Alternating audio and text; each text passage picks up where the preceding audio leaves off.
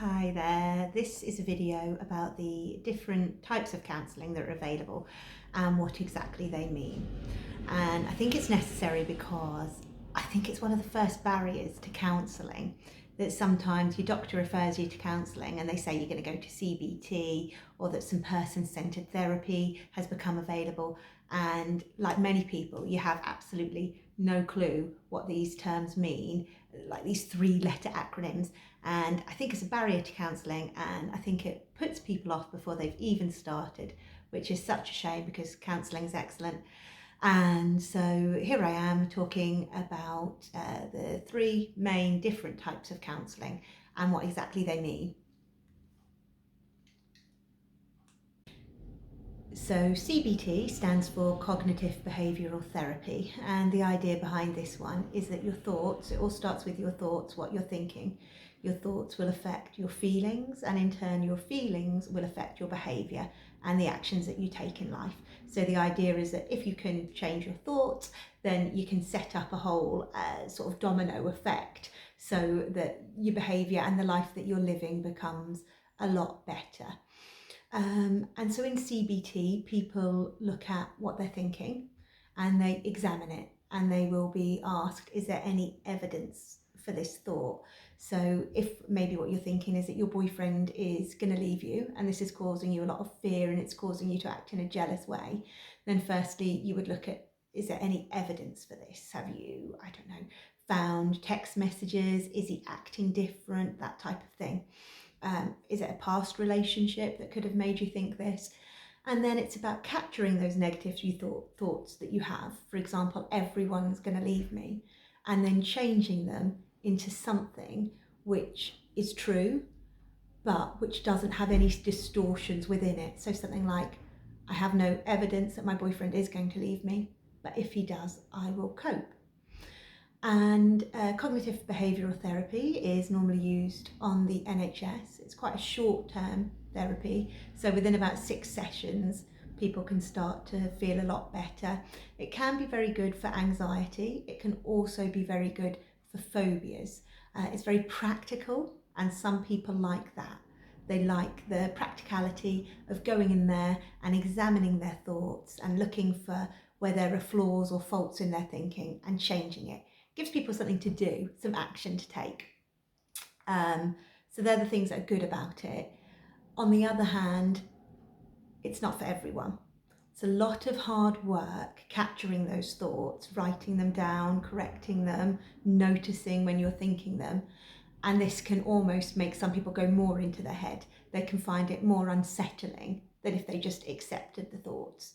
And also it's very, what we would say is top level. So it just starts with the thoughts. It doesn't delve much back into your history. It doesn't really look at family relationships. So it's quite, I don't want to say on the surface, but it's quite top level. Nevertheless, it gets results for some people, and it's widely available.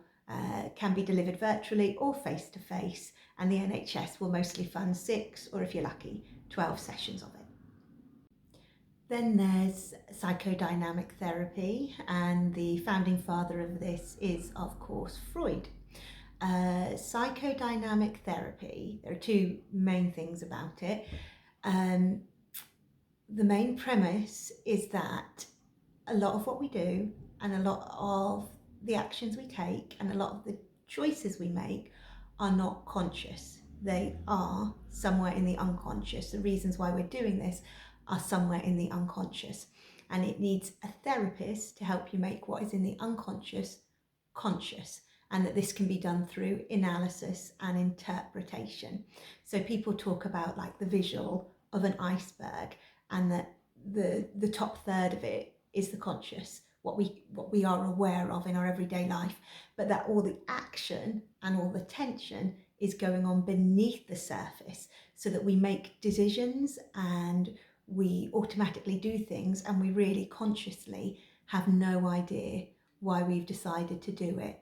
And it's only through talking to a therapist, a psychodynamic therapist, that we can get an insight, get an idea of why we do the things we do, through making the unconscious conscious. It is quite an abstract theory to explain. The other main thing about psychodynamic therapy is that it looks a lot into the past of a person.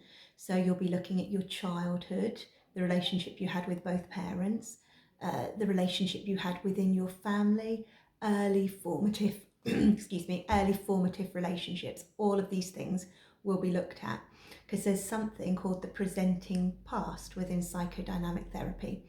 And that's that the past will keep on presenting itself unless you can look at it, unless you can examine it and explore it and understand what's going on here.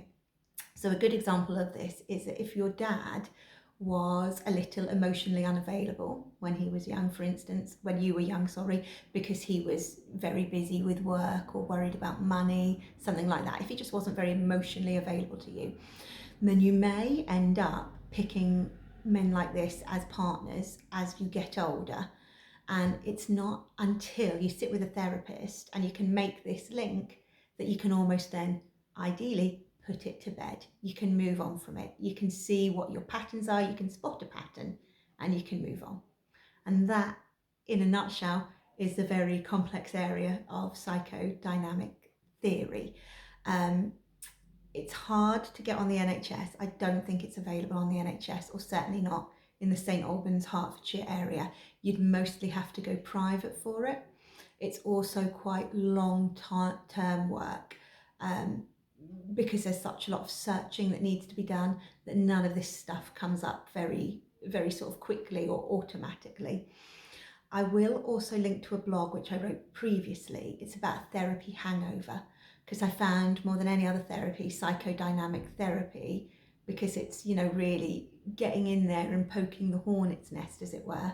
I found more than any other therapy, this can sort of give you that therapy hangover feeling where you feel tired or sad or listless or even angry the next day. So I'll link to that. And interestingly, out of all the therapists I know, all the counsellors, when they are actually in therapy, psychodynamic is normally what they choose because it goes that much deeper. And when it works, and it works well, you can get just such great insights into yourself. And then the last one is person-centered therapy.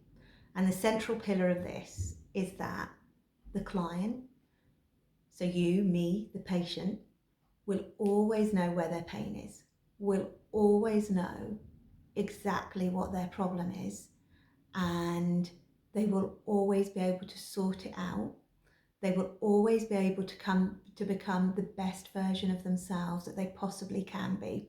It's called self-actualization, but it's growing into the sort of the perfect person, flourishing into the perfect person that you imagine you can be. And you can do this with the help of your therapist, and all your therapist has to do is be non-judgmental and congruent and authentic and provide the right conditions for you to feel that you can talk to them easily and not be judged. And all the answers will be within you. So the therapist, the counsellor won't lead you.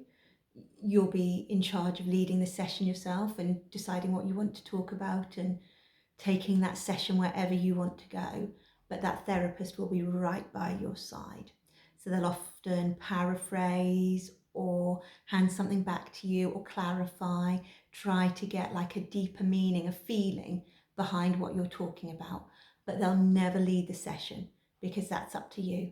And they won't interpret and they won't analyse, but they'll just be by your side, almost like the perfect friend. If you had a friend who was a really good listener and a friend who was completely non-judgmental, then they'd sit by your side and they'd be with you wherever you want to take the session.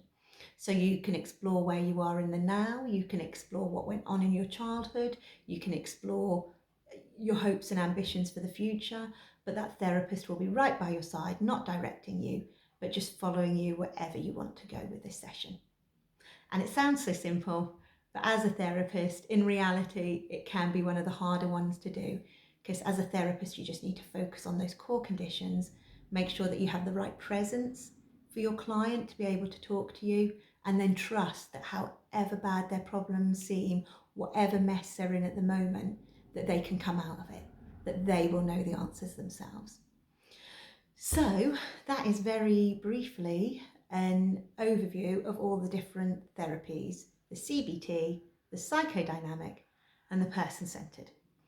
I hope you found it useful, and as ever, if you have any questions, just let me know and I'll do my best to answer them. See you later.